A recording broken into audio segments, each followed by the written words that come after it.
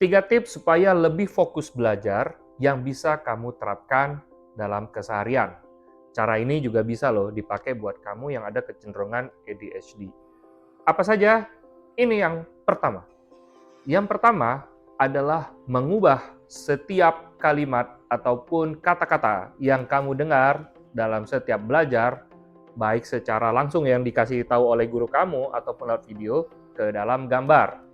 Jadi, kamu buat visualisasi yang menarik. Contohnya saja nih, kalau Kak Yudi ingin belajar tentang sains. Nah, Kak Yudi taruhlah lagi belajar tentang sistem pernapasan. Di sini ada beberapa tahap-tahap sistem pernapasan. Kalau teman-teman lihat di layar, tahap yang pertama adalah hidung, ya, lalu ke faring, lalu ke laring, kemudian trakea, bronkus, bronkiolus, dan paru-paru. Nah, kalau kita ingin lebih cepat dalam mengingat urutan-urutan sistem pernapasan ini, apa yang harus kita lakukan? Yang pertama, kita harus benar-benar bisa membayangkan setiap urutan kata tersebut. Kalau hidung, tentunya kita bisa bayangkan. Tapi, kalau kita mau lebih fokus, apalagi kalau kamu punya kecenderungan ADHD, dibilang faring, ya kita nggak bisa ngebayangin. Nah, maka kita harus cari dulu gambar faring itu di mana. Jadi kalau faring itu di di hidung setelah pernapasan ke dekat pangkal lidah kita ya, sebelum turun lagi ke bawah, itu namanya faring. Ya, di pangkal-pangkalnya lidah kita sana ya, sama awal-awal hidung ya. Nah, jadi kalau faring ini kita nggak bisa bayangin, maka kita bisa plesetin dulu. Contohnya faring jadi ikan pari contohnya ya. Jadi, tiap kali bilang pari kayak Yudi, ikan pari kepleset di jaring-jaring gitu ya, ikan pari masuk jaring. Lalu kemudian tahapan berikutnya, laring ya, contoh laring.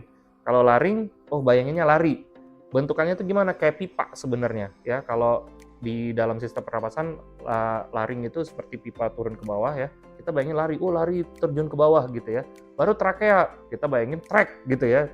Jadi dalam otak kita tuh langsung bikin visualnya. Ada trek-trekan ya, ada garis-garisan trek gitu ya.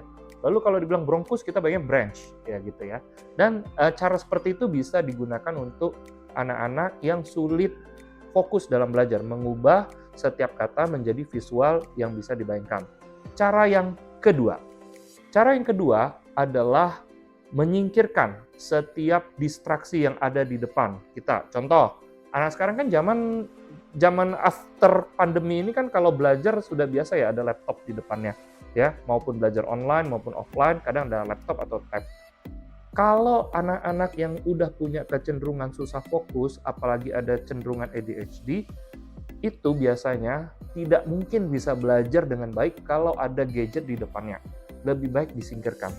Mau laptop, tablet, HP. Kenapa? Karena mereka sangat sensitif dengan yang namanya cahaya, yang namanya gerakan, yang namanya bunyi notifikasi, ting gitu ya. Jangankan anak-anak ADHD, kita aja begitu ada lagi ngerjain sesuatu, dengar ting, buka dulu deh, terdistraksi ya.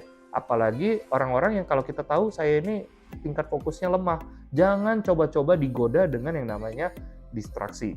Itu cara yang kedua, singkirkan distraksi.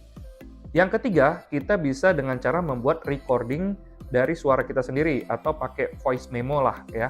Kan ada di HP, kita hidupin setiap kali kita mau latihan sesuatu kita record, atau kalau ada orang lain yang ngomong sama kita, ngejelasin sesuatu saya record ya, kayak dengerin guru ya ataupun dosen ya lagi ngajar, kita record aja ya. Supaya apa? Supaya kita bisa mengulang lagi informasi yang telah disampaikan. Jadi kalau kita recap, yang pertama, buat visualisasinya dulu dari setiap kata-kata ataupun kalimat yang disebutkan oleh guru.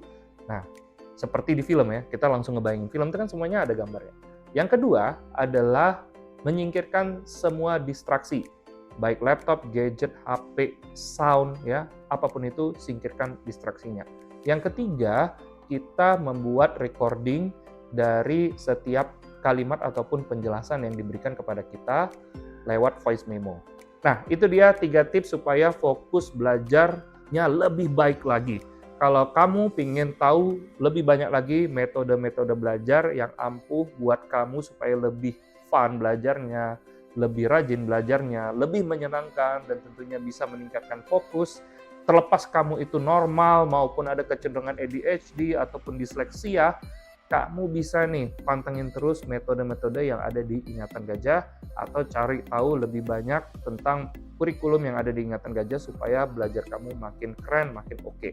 Nah, itu saja dari Kak Yudi. Sampai ketemu di tips-tips berikutnya. Bye-bye.